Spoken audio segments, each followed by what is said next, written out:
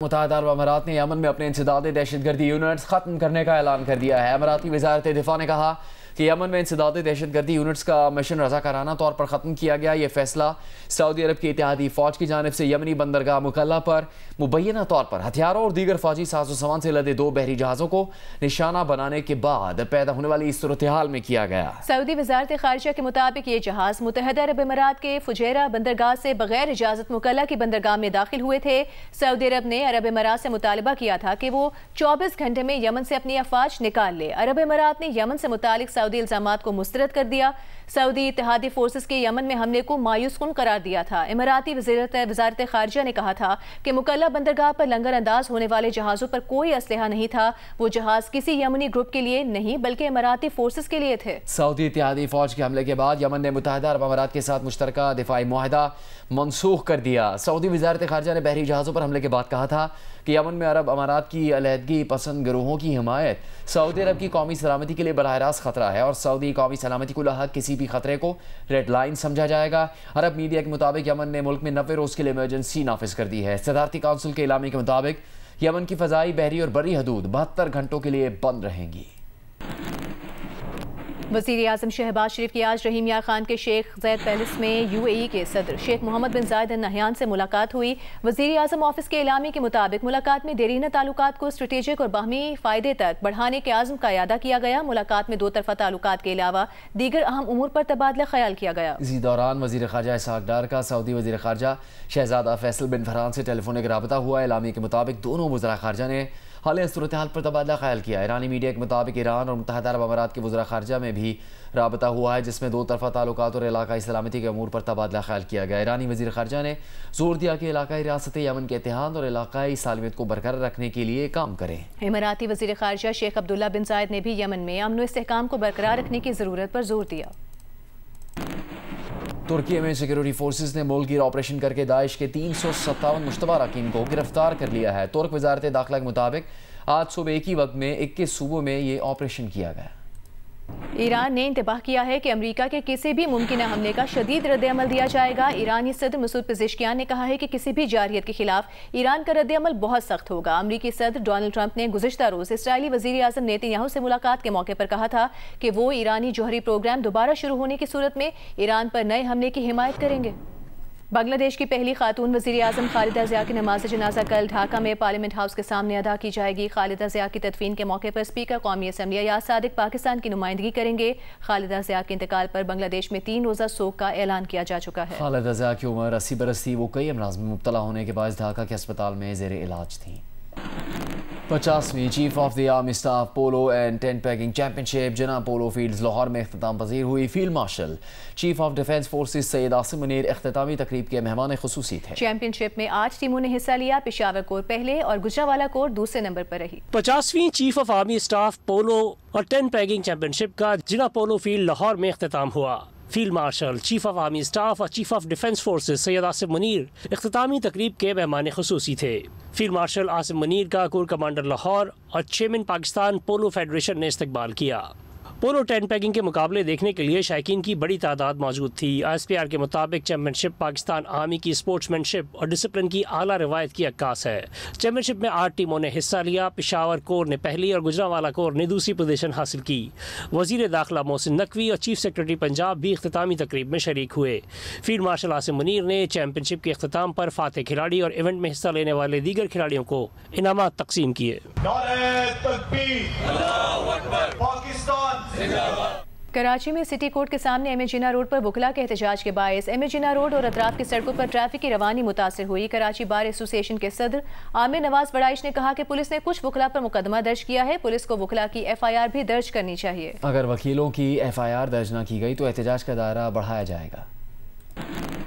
कराची के इलाके नॉर्थ नाज़िमाबाद में KDA चरंगी समेत हैदरी मार्केट ब्लॉक G की सड़कों पर गटर उबल पड़े। सड़क पर मौजूद बड़े बड़े गड्ढे शहरियों के लिए वबाले जान बन गए हैं। गार्डन नश्तर रोड की सड़क भी टूट फूट का शिकार है। किरण खान की रिपोर्ट देखिए।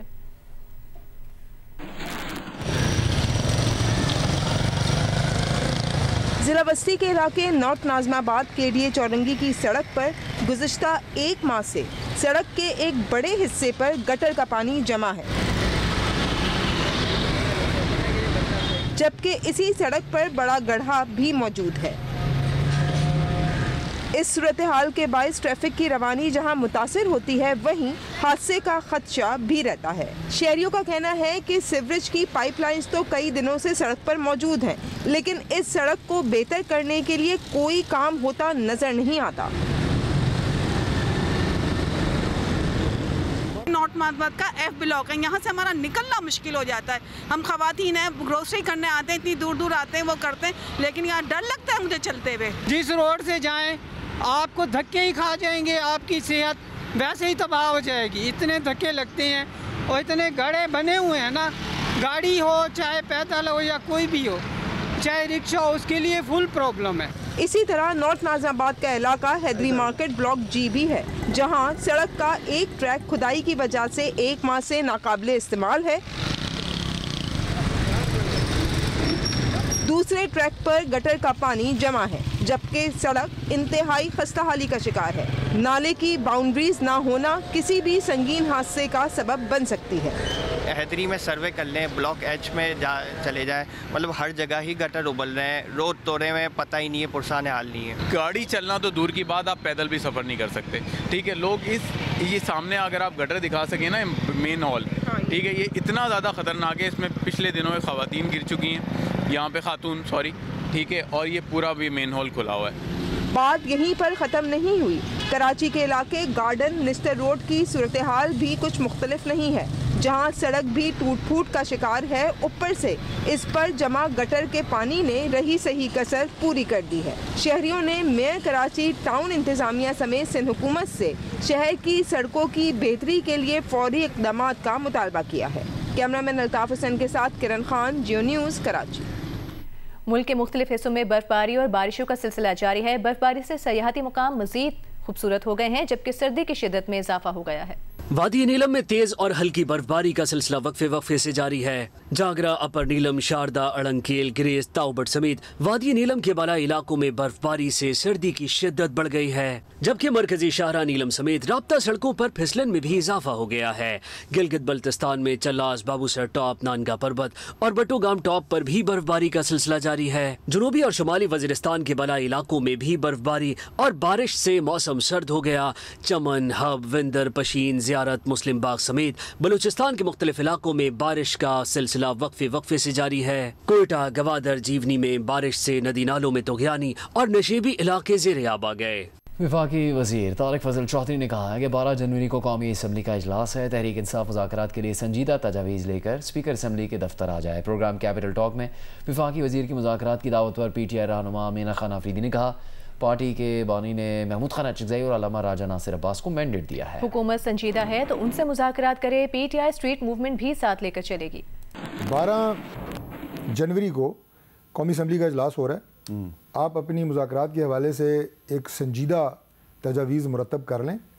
स्पीकर कौमी असम्बली के दफ्तर में मैं आपको दावत देता हूँ कि आएँ, महमूद खान अचकज़ई साहब को ले आएँ, हमारी बैठेगी टीम, राना सनाउल्लाह साहब बैठेंगे और उसके साथ हमारे सीनियर लोग होंगे, हसन इकबाल साहब होंगे, हमारे सीनियर चंद वज़रा और होंगे, मैं खुद उन्हें कंडक्ट कराऊंगा। मुज़ाकरात हम पहले भी चाह रहे थे, अब भी चाहते हैं, लेकिन एक बात बड़ी वाज़ेह कहना चाहते हैं कि जब भी हम कॉल देते हैं मुज़ाहमत की, इमरान खान की तरफ से तहरीक की बात की जाती है, स्ट्रीट मूवमेंट की बात की जाती है, तो ऐसे मौके के ऊपर जो है मुज़ाकरात की बात की जाती है और उसके अलावा आपके प्रोग्राम में या बाकी प्रोग्रामों में बैठ के या प्रेस कॉन्फ्रेंस के अंदर बैठ के इनके ये तर्जुमान और बाकी लोग जो हैं कहते हैं कि हमने ना मुज़ाकरात करने हैं और तहरीक इंसाफ के साथ कोई मुज़ाकरात नहीं होंगी। अगर दिलचस्पी है इनको तो खान साहब ने महमूद खान अचकज़ई और अल्लामा नासिर राजा साहब को नॉमिनेट किया हुआ, लेकिन वो स्ट्रीट मूवमेंट को भी साथ उठाएंगे इंशाअल्लाह।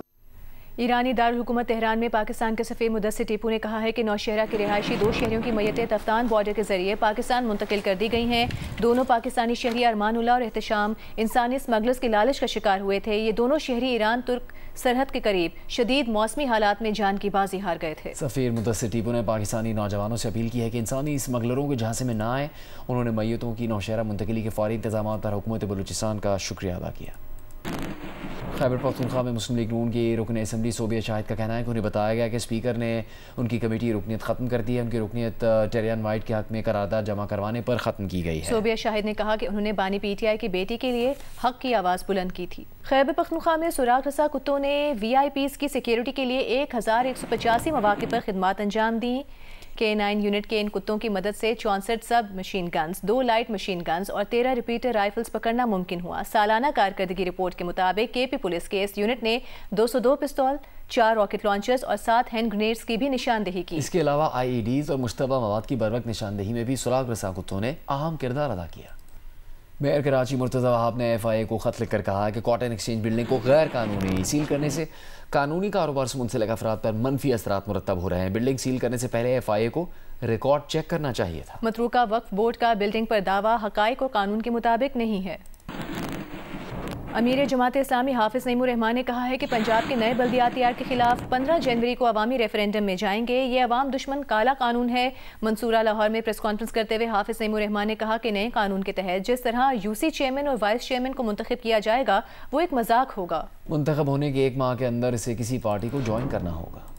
बानी PTI की बहन अलीमा खान ने कहा कि मुज़ाकरात की पेशकश तहरीक तहफ़्फ़ुज़ आइन ने नहीं वज़ीर आज़म ने की है। बानी PTI ने सड़कों पर निकलने का कहा है। डेला जेल के करीब फैक्ट्री नाके पर गुफ्तगू करते हुए उन्होंने कहा कि सुहेल आफरीदी के दौरे में पूरा लाहौर बंद कर दिया गया, ये लोग डरे हुए हैं। बानी PTI की दूसरी बहन नौरीन न्याज़ी ने कहा कि PTI की तहरीक मज़ीद आगे बढ़ेगी। क़यादत सुहेल आफरीदी के साथ है।